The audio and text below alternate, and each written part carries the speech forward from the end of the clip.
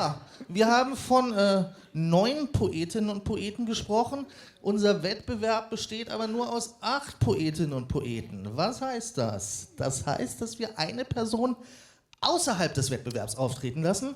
Erstmal ist dieser Poet weit gereist, dann ist er auch fremdsprachig und er ist einer der Großen der amerikanischen Slam-Szene. Aus Chicago kommt er. Wir haben letzte Saison ja schon den Erfinder des Poetry Slams genießen dürfen, Mark Kelly Smith. Er ist einer der Schützlinge dieses besagten Slam-Erfinders, auch aus seinem Spoken Word Ensemble Speak Easy. Aus Chicago, meine Damen und Herren, hier ist Tim Stafford!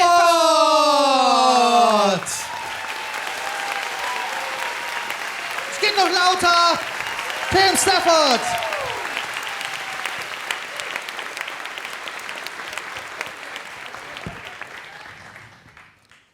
Hello. There's a lot of you. I can't see you though, so it's okay. Mark Smith says hi. I'm gonna do a poem for you right now. It's very near and dear to my heart, and I hope you enjoy it, and here it goes.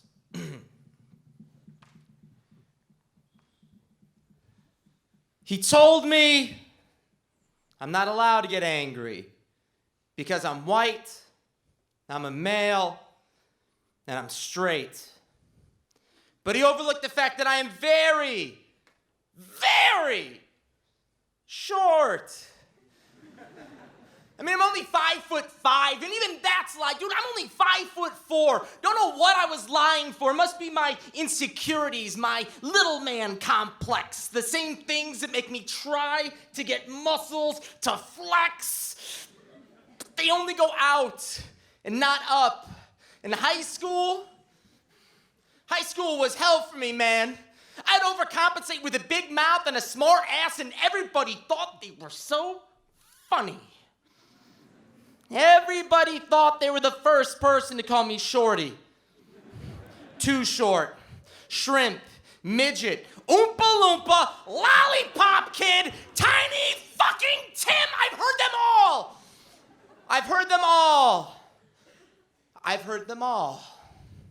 So now I'm calling upon my fellow short people, my little people, my below the average height of 5'8" people, denied access to the roller coasters because we don't make the minimum height requirement.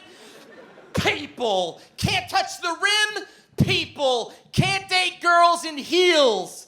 People doing the limbo does not take much effort. People are high fives.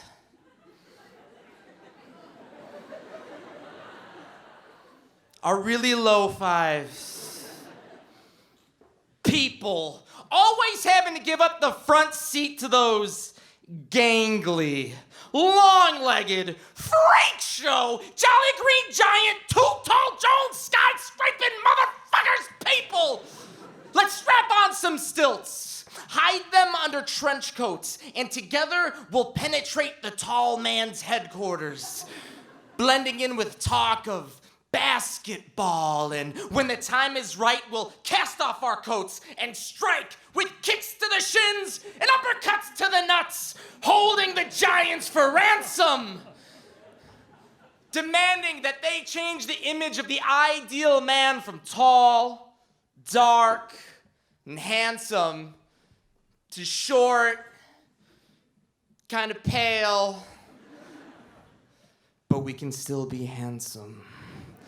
And we want the 10% pay you've been denying us, because now we know you've been lying. The short stacks of the world are now united. So look out, Tally McTall face, because he's the short man's friend, the tall man's foe, bringing their reign to an end. It's death from below. Thank you.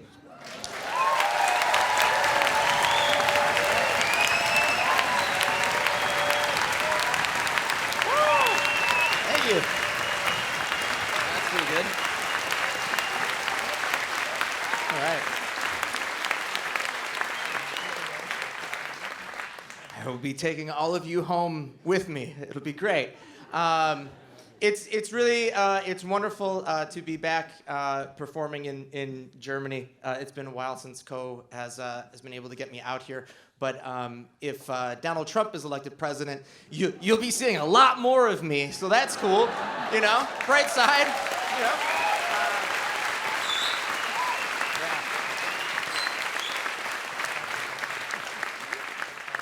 So basically, I just came here to say sorry. That surprised the shit out of all of us. But there's still hope. I'm gonna do a poem. The tough thing about being a poet is that people keep telling you what you should write about. And one of those things, people are like, oh man, write my girl a love poem. And it's like, I don't know your girl. That's kind of weird. I don't want to do that. So I don't do that. I don't write love poems. So I wrote a poem about that. It's called I Don't Write Love Poems, I Make Mixtapes. I don't write love poems.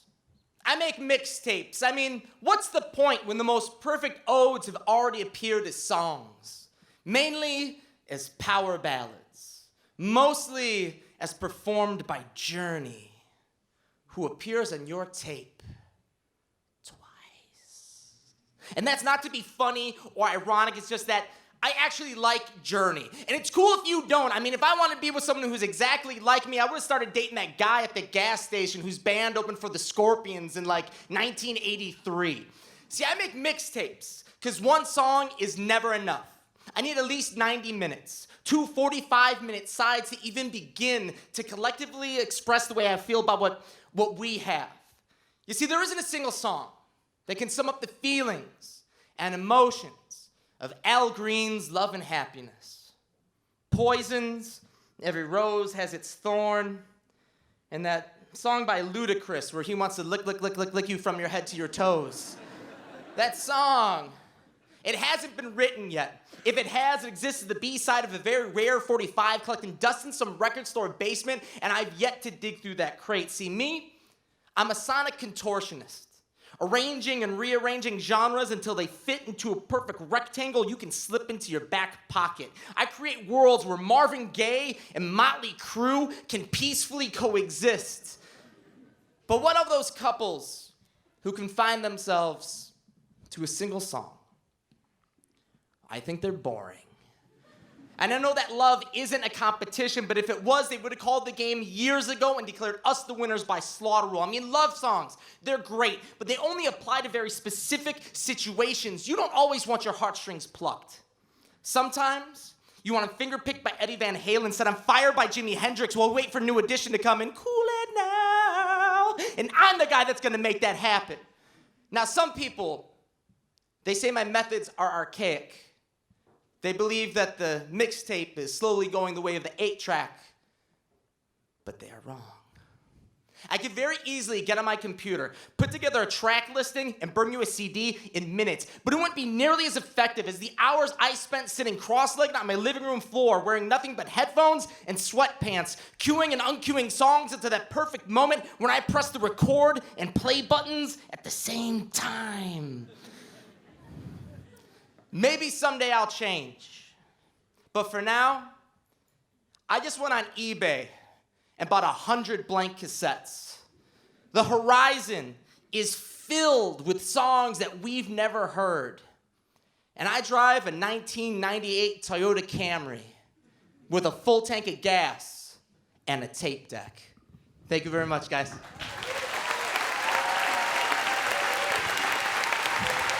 Tim Stafford aus Chicago.